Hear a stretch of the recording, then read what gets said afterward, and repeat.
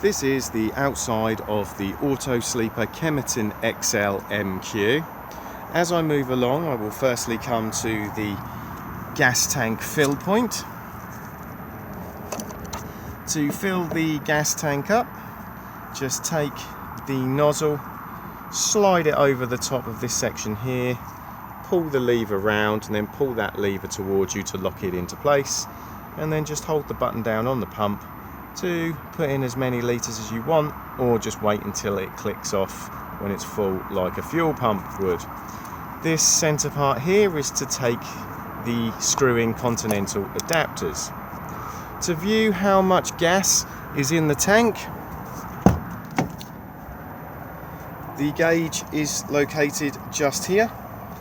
This can only be viewed when the engine is running, and you'll get a series of green lights and they will go out as you use the gas. Also in here we have the air suspension top-up points. So at the rear there are an airbag on each side, and these can be inflated and deflated on the valves just here. This switch here does absolutely nothing. What you can have installed at an extra cost is a compressor that can be popped in underneath the passenger seat, which can then be used to top the airbags up. At the moment, the way to do it is either using an air compressor, a foot pump or a hand pump. Anywhere between the 2 and the 4 is usually an acceptable amount of air to have in the bags. And the bags look like this. So you can just see it just here, and then you have another one on the other side.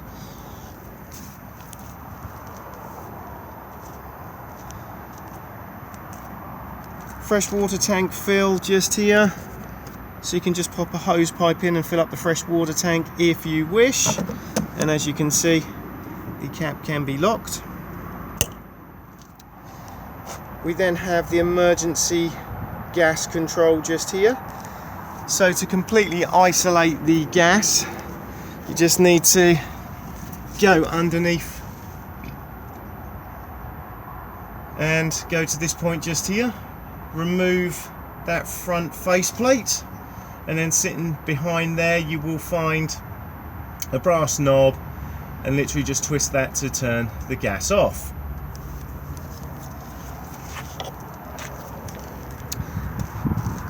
We then have fresh water tank fill again, just here, but this time using the whale filler hose. These particular hoses are very handy if you're on a fully serviced pitch with your own permanent supply of water. Just literally plug it in to the side of the van, and then just slide this back down just so it sits over this little lip here. Connect the hose to a water supply, turn the tap on, and then as long as the 12 volt is on inside the van, it will then begin filling up the fresh water tank. As soon as the tank is full, it will automatically shut itself off, as there's a solenoid behind here. And the beauty of this system is that you can literally just leave the tap turned on, and as you are using water, it will just constantly replenish the tank. To remove, just slide up, squeeze in on the blue parts, and then just pull towards you.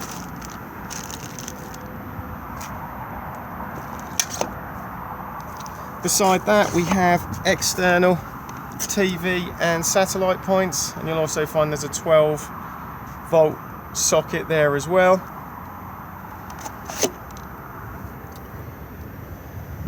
Flue for the boiler just there. You don't need to do anything with it, but just make sure that nothing is obstructing it. And then we have both the fresh water tank drain just there and the waste water tank drain just here.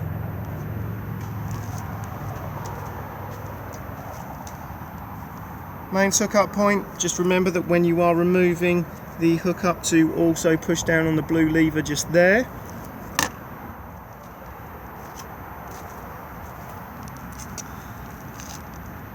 Flue point for the space heater, Again, like the boiler, you do not need to do anything with it, but just make sure that nothing is obstructing it.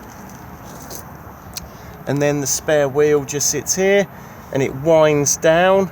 So in the jack and wheel brace kit, there's a bar that locates where my finger is just here. Attach the brace to it to wind it down. There is also an air line that runs off the spare wheel and goes to the valve just here, so you can check the tyre pressure and top it up if required.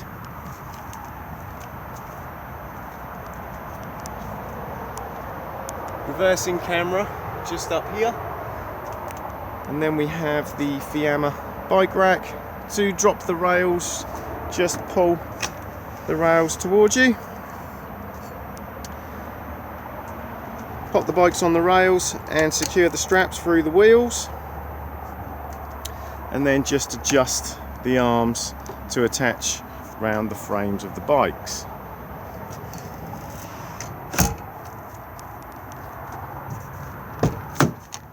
When opening the door, do make sure you keep your head out the way of the rails themselves.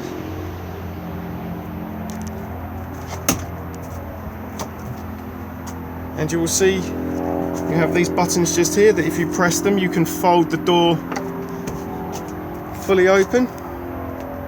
Do not do it on this side, because if you do, the rails will then embed themselves into the side of the van here and it will smash the light here.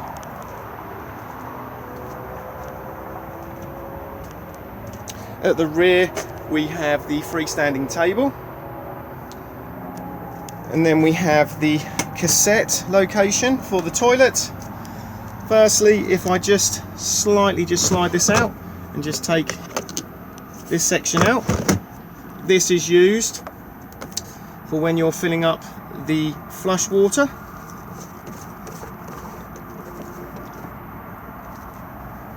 So as you will see, it looks like it's actually full at the moment, but it's not, because it's basically a U-bend. So as you're pouring it in, the water's being forced in.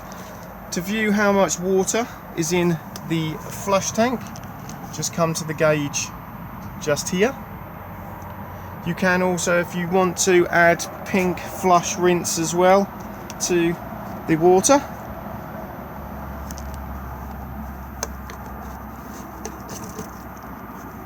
To empty the header tank down for winterization, just unclip here, pull down on the clear tube, and then just literally pour away.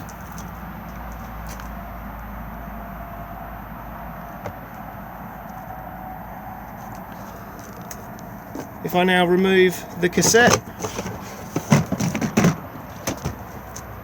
before use, remove the green cap and add your toilet chemical with a small amount of water. This is also where it empties from.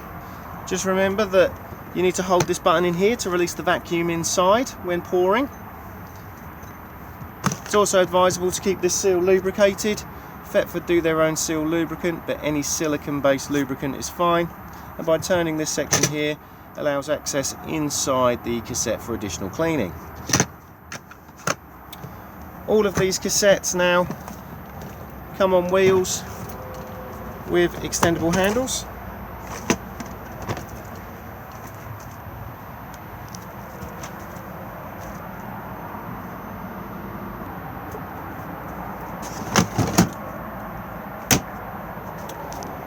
We then also have the awning winding handle as well.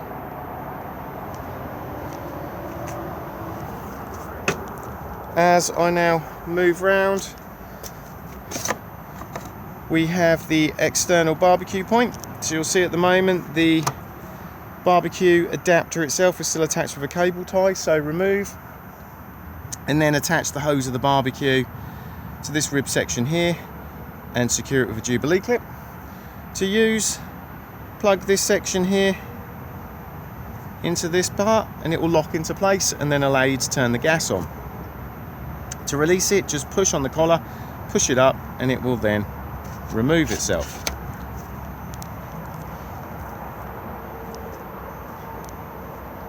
both vents for the fridge.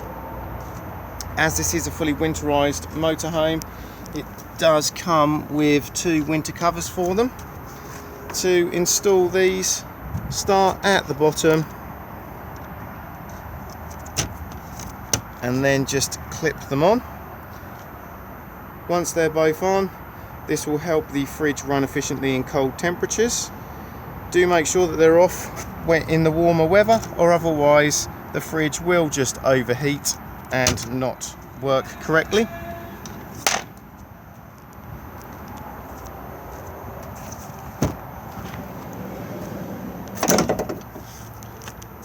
Step switch just here.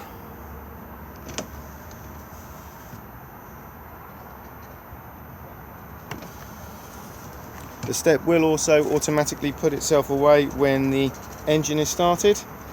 And then we also have the switch for the low LED lights and the switch for the awning.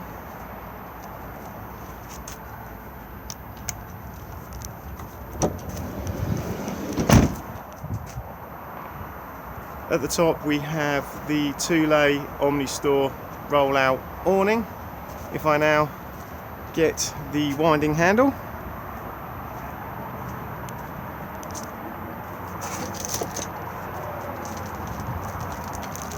and then it's just a matter of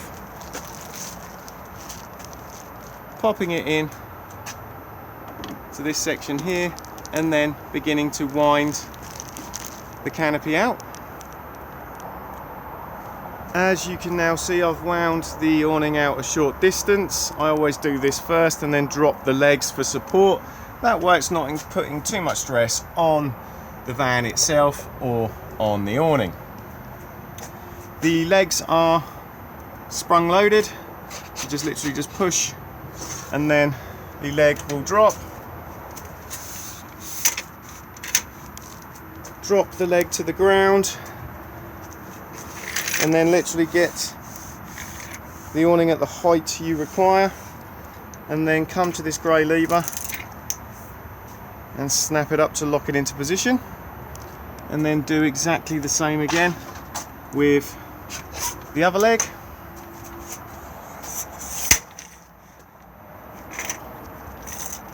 And now the awning is supported, I can continue to wind it out, walking the legs out as I go. Now that I have wound the canopy fully out, these sections here can also fold out and just clip in. As you can see, the awning doesn't have to be fully wound out. There are a few sections that it can drop into. This will just make it slightly firmer.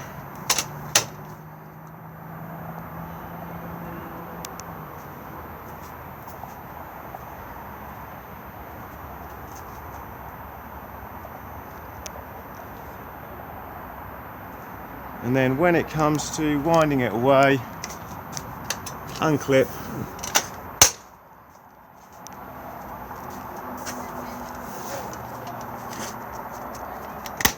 and then begin winding the awning back in, roughly back to the position where we drop the legs, and then put the legs back in and then continue to wind it back.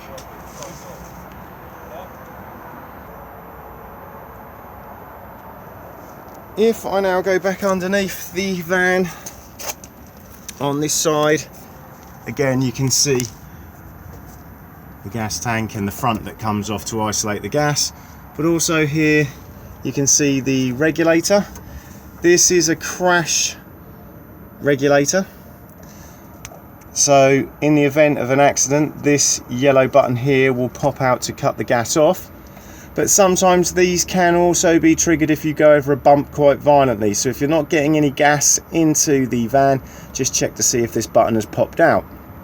All you need to do to reset it is just hold it in for 10 seconds and then it should stay in place.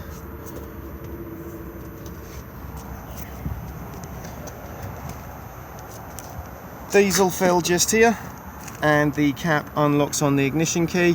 and then AdBlue top up just here, and it will let you know on the dashboard when your AdBlue needs topping up. Tyre pressures on the door pillar just here, and then jack and wheel brace sits underneath the passenger seat. Vehicle battery sits underneath the floor of the cab, and bonnet release is just here.